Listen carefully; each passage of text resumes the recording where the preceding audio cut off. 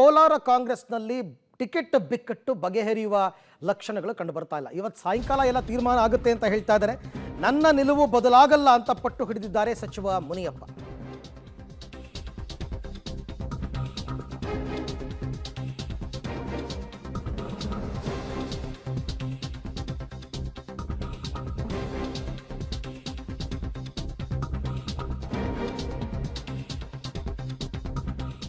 ನನ್ನ ನಿಲುವು ಯಾವುದೇ ಕಾರಣಕ್ಕೂ ಬದಲಾಗಲ್ಲ ಅಂತ ಪಟ್ಟು ಹಿಡಿದಿದ್ದಾರೆ ಸಚಿವ ಮುನಿಯಪ್ಪ.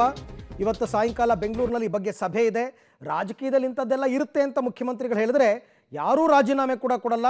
ಇವತ್ತು ಸಾಯಂಕಾಲ ಎಲ್ಲ ಸರಿ ಹೋಗುತ್ತೆ ಅಂತ ಡಿ ಕೆ ಶಿವಕುಮಾರ್ ಕೂಡ ವಿಶ್ವಾಸ ವ್ಯಕ್ತಪಡಿಸಿದ್ದಾರೆ. ನಿನ್ನೆ ಎಲ್ಲ ಒಂದು 5 ಜನ ರಾಜೀನಾಮೆ ಕೊಡೋಕ್ಕೆ ಹೋಗಿದ್ದು ಎಲ್ಲ ನಿಮಗೆಲ್ಲ ಗೊತ್ತೇ ಇದೆ. 3 ಜನ MLA, 2 MLC ಅದನ್ನು ಸದ್ಯಕ್ಕೆ ತಡೆ ಹಿಡಿದಿದ್ದಾರೆ. ಇವತ್ತೆಲ್ಲ ಸರಿಪಡಿಸ್ತೀವಿ ಅಂತ ಹೇಳಿದ್ದಾರೆ. CM ಅವರು ಸುರೇಶ್ ಅವ್ರದ್ದು ನಾಮಿನೇಷನ್ ಆದಮೇಲೆ ಬರ್ತಾರೆ, ನಾನು ಕೂಡ ಭೇಟಿ ಆಗ್ತೀನಿ. ನಮ್ಮ ಮನೆಗೆ ಕೊಡಬೇಕು ಅಂತ ನಾನು ಒತ್ತಾಯ ಮಾಡ್ತೀನಿ, ಪ್ರಯತ್ನ ಮಾಡೋಣ. ನಮ್ಮ ಸ್ಟ್ಯಾಂಡಲ್ಲಿ ಬದಲಾವಣೆ ಇಲ್ಲ, ಹೈಕಮಾಂಡ್ ತೀರ್ಮಾನ. ಎಲ್ಲ ಪಾರ್ಟಿ ನೋಡಿಗೆ ಬಂದವರು ಅವ್ರ ಜೊತೆಗೆ ನಮ್ಮದೇನಪ್ಪ, ನಾವು ಸಿನ್ಸಿಯರ್ ಲಾಯಲ್ಲ ಕಾಂಗ್ರೆಸ್ಗಿದ್ದೀವಿ, ಹೈಕಮಾಂಡ್ ಇದೆ ನಮಗೆ.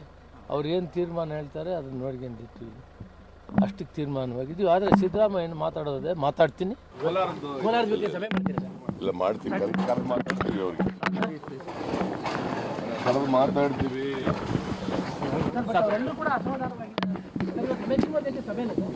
ಇವೆಲ್ಲ ಇರ್ತಾವಪ್ಪ ರಾಜಕೀಯದಲ್ಲಿ.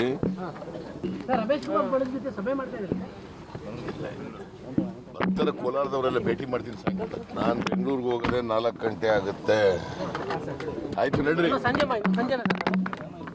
ಸಂಜೆ ಅಂತಿಲ್ಲ, ಬೆಂಗಳೂರಿಗೆ ಹೋದ್ಮೇಲೆ ಅವೆಲ್ಲ ಯಾರು ರಾಜೀನಾಮೆ ಕೊಡೋದಿಲ್ಲ, ಏನಿಲ್ಲ. ಅವ್ರದ್ದೊಂದು ಒತ್ತಡ ಇದೆ. ಇನ್ನು ನಾವೇನು ಟಿಕೆಟ್ ಅನೌನ್ಸ್ ಆಗಿಲ್ಲ. ಇವತ್ತು ಸಾಯಂಕಾಲ ತೀರ್ಮಾನ ಮಾಡ್ತೀವಿ. ಸೊ ಮುಖ್ಯಮಂತ್ರಿಗಳ ಹತ್ರನೂ ನಾನು ಮಾತಾಡಿದ್ದೀನಿ, ದೇವಿಯವ್ರ ಹತ್ರನೂ ಮಾತಾಡಿದ್ದೀನಿ. ನಾವು ಯಾವುದೂ ಅನೌನ್ಸ್ ಇಲ್ಲ. ಎಲ್ಲರೂ ಬಂದು ದಾರಿಗೆ ಬಂದಿದ್ದಾರೆ, ಎಲ್ಲರೂ ಒಗ್ಗಟ್ಟಿನಿಂದ ಇದ್ದಾರೆ.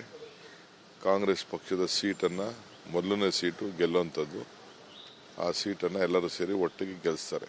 ಯಾರ್ದು ವೈಯಕ್ತಿಕವಾದ ಪ್ರತಿಷ್ಠೆಗೆ ಕಾಂಗ್ರೆಸ್ ಪಕ್ಷ ಅವಕಾಶ ಕೊಡುವುದಿಲ್ಲ.